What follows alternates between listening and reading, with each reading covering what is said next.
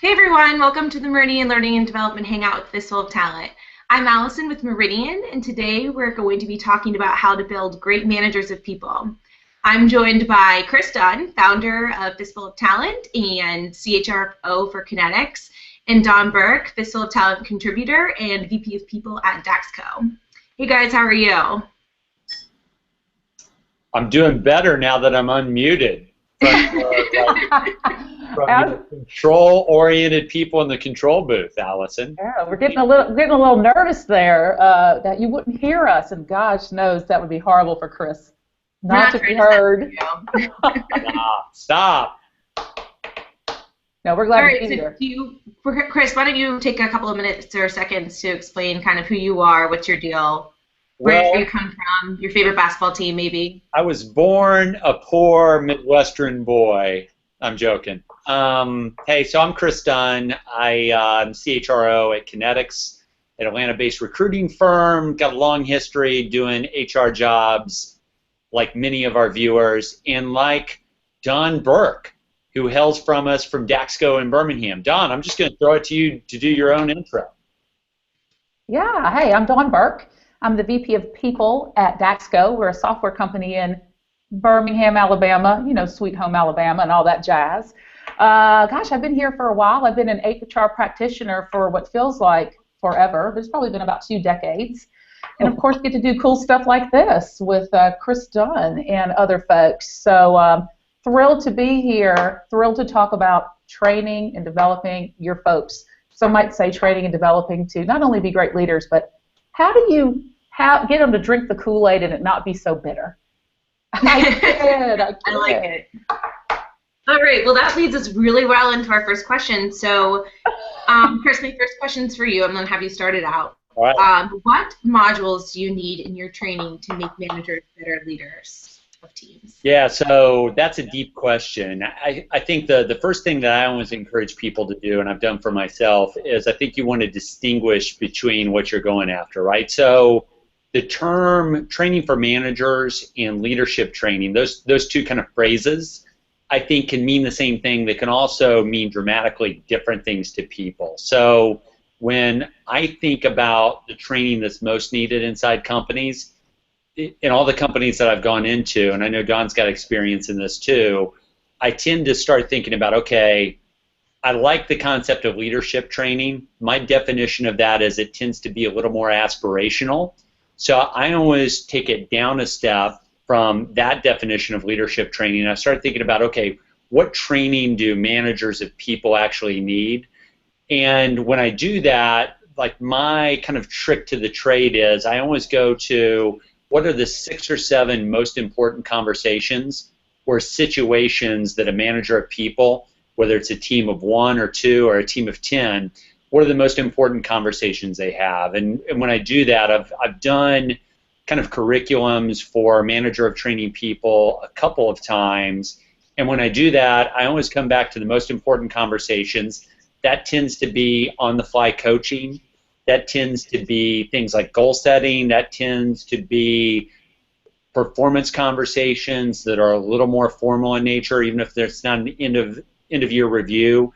It's like a weekly, monthly, or quarterly check-in that's a little more formal, kind of checking against the goals that you did. It's money conversations, but those are some of the general ideas I have. I think the first thing you want to do is like get your own definition of what that means to you, because I think that kind of guides you in the type of modules you want to actually do. Don, you've done this before as well. I don't know if you agree or disagree with that, but I'll throw it to you. Oh yeah, I wholeheartedly agree with that.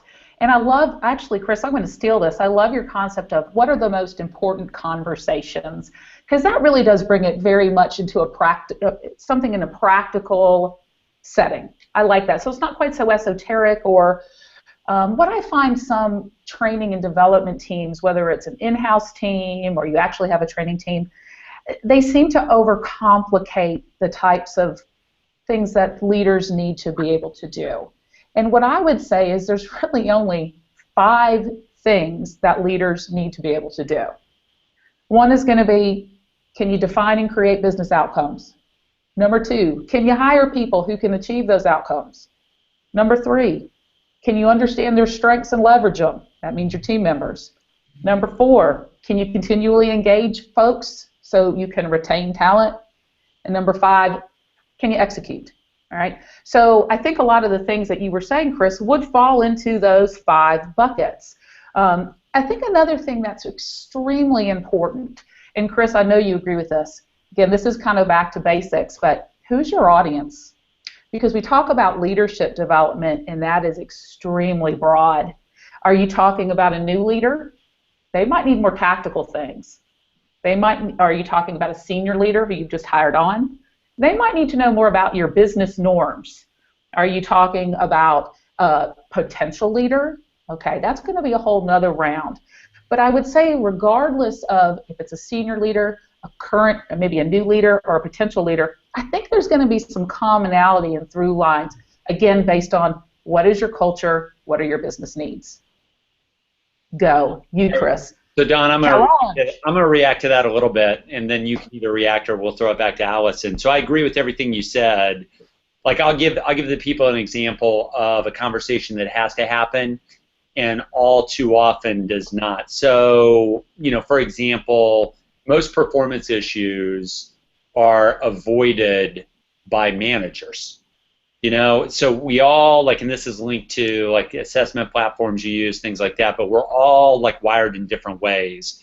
One of the most common things I see is that early career managers of people, who by the way were probably very good individual contributors, end up in the manager of people role, and they start managing people, and it goes really well for a short period of time, and then the honeymoon's over, and one of their direct reports starts having issues.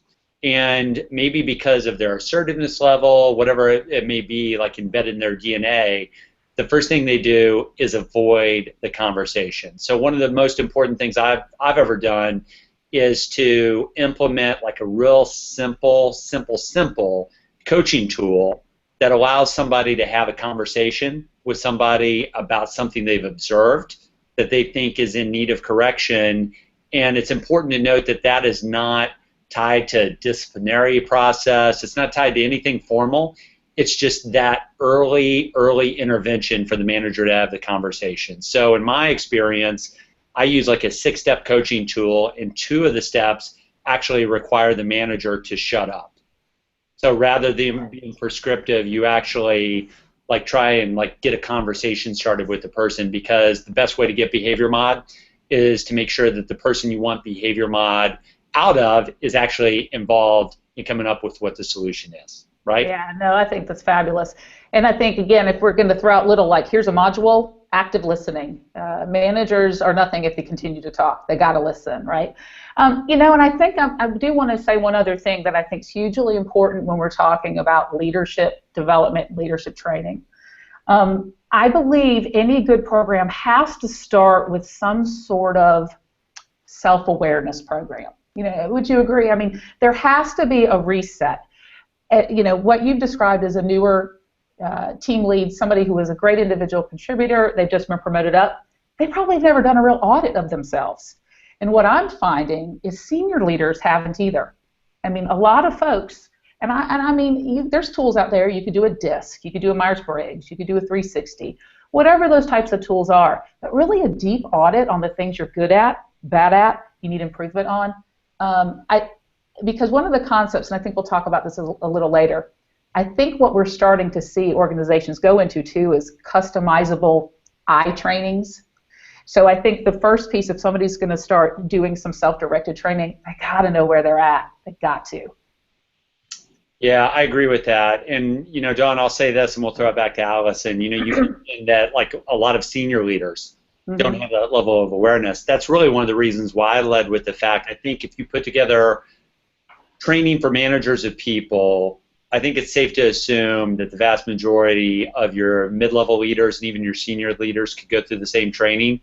Too oftentimes we let them out of jail and they don't have to go through it. But the best way for them to model the training for the people who report to them, who by the way manage people, is to actually go through the training and understand the skills that are being kind of taught and kind of level set within the organization. Allison, we'll throw it back to you. We're not rambling. I think that was a good jumping off point. No, I don't think you're rambling, and you kind of segue right into my next question, which is we're talking about the content and kind of the programs that you need to do for the training, but how do you deliver that type of those programs in the best way? So within your L&D function.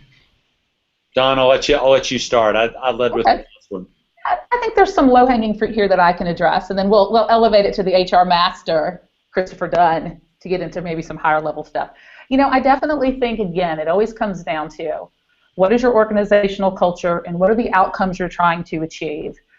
You have to also assess your audience, and you have to assess, is it going to be a centralized training or decentralized? Because I think there's going to be different delivery methods based on whether your whole corporate office is in one location or you've got folks all over the country. So I think what I have always seen, though, is that attention spans are becoming shorter and shorter and shorter. So I think there needs to be a mix. I think there needs to be some live training. I think there needs to be some virtual training. And I think there needs to be some on-demand training. I'm the type of person that show me a little video, give me a little website. Also, I really do feel intrigued by the live class as well. So I know I've just painted a very broad brush stroke, but I think, again, you really do have to start with knowing your audience, but also what's going to be the most effective platform to get the message heard. If it's a 10-minute webinar, great, the message has been heard. Yeah. To you, Kris Dunn. So, what I would say is I think it's in vogue to say that classroom-style training is dying. I agree with Don. I think what it's morphing to is more of a hybrid mix across different tool sets. Like, one of the things you cannot, you can't value enough, and it's an intangible, is really the fact that training, when done well in classroom style, allows managers of people to get together and share war stories and develop a community within your company or within a certain location in your company that doesn't exist unless you spend that time. What I always do, I think about the length of classroom style training. I think if you do more than a day, you're shot. I think if you do a day, in many ways, you're shot. I like the 4-hour block, even if you have to get together multiple times to get through what you need to get through. And I'm also a big believer that there's a place for, a tool like Meridian to help you deliver that training before the classroom style event, after the classroom style event, and also to keep that learning, live and in an effect post classroom style event. But I think it's always a hybrid, right? I think we get caught. I think a lot of people get caught into classroom style is the only thing that'll work, and other people say, hey, I'm a new age guy or gal, and I don't want to do this all online. It's rarely one delivery model. Usually the learning mix that Don described, I think, is the best thing. And one thing I want to say to piggyback on that, the thing that you described, Kris, that is the biggest pro to classroom live training is again, sharing war stories, building a community, which I think very succinctly equals building trust with the folks around you. And that's a win-win for many reasons. I think most smart folks who are training managers know the foundation of good leadership, flat out, is building trust. So here you're actually kind of demonstrating through the classroom style some of the things that a team lead will need to go then to their employees and do some of those same types of trust building, create a similar environment. So I think that's really good. And one follow-up to that is, one of the keys to that is, if you're going to let the war stories, one of the most value-add things that'll never be in a facilitator's guide is the conversations that bounce back and forth. Somebody raises an idea, someone either helps them with that or, counters that, gives an opinion that's counter to that. You let that go on. The most important thing is the facilitator has to be skilled about knowing when to shut somebody down, right? That's true. Because the great thing about online training and why it certainly has a place now and will continue to have a place is I can go when I have time and I can get the experience, and the experience is going to be different than classroom style training, but I can do it at my own pace. I can control the event. One of the places I've seen people get sideways is when a facilitator lets somebody domineer the conversation, much like I am right now, Dunn. So, okay. The facilitator lets it run, and that really frustrates the other participants. And that's why the classroom-style training is great, because it can be just in time and delivered really when the person has time. Allison, I'll throw it back to you. No, I think this is all really great and really insightful.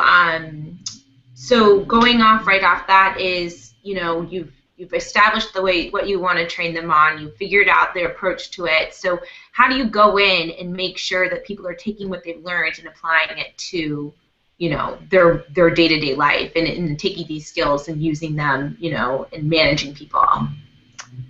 Well, I'll start, and again, I'll hit the low-hanging fruit. I think the main thing you have to have is patience, and you have to have focus.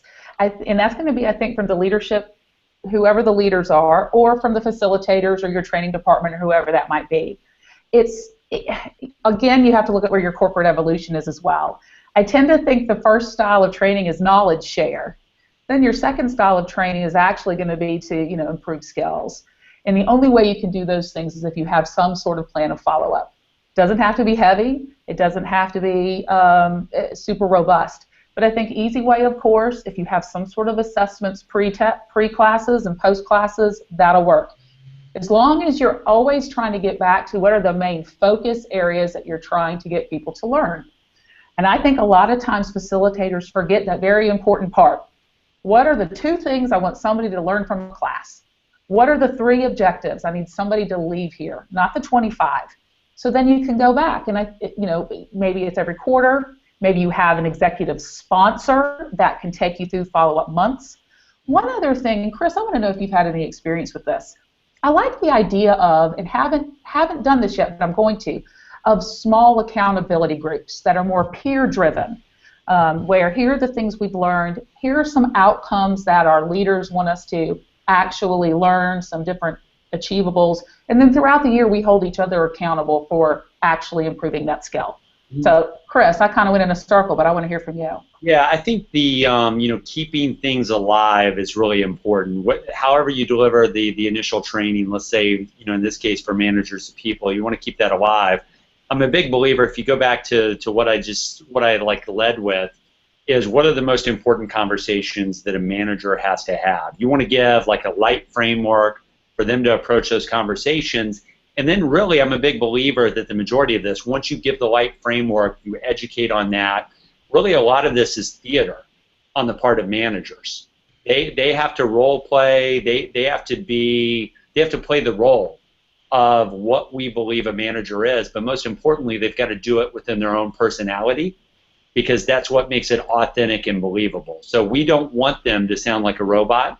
We want them to approach those conversations where they hit all the points we know and hold, to be true, but they do it in their own personality. The biggest compliment somebody could ever get is that, let's say they're using the coaching tool that I described. We trained them in the 6-step coaching tool, and somehow an employee became aware that training happened.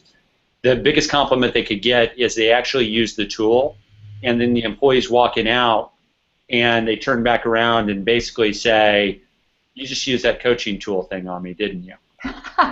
Like, for them not to be aware that the manager's actually using something that you've trained on means they're not robotic. And I think, Don, to your point, like the best follow-up to keep it live that I've ever seen is those small groups, or you draw people back in for a lunch and learn, and you cover the skill again, and maybe you hit one thing that you think is a junior or senior level skill in that realm, and you have people demonstrate the skill, you have fun, you keep the community going, because what you want most, and I'll stop with this and throw it to Allison, what you want most is for people to talk about it amongst themselves when you aren't there.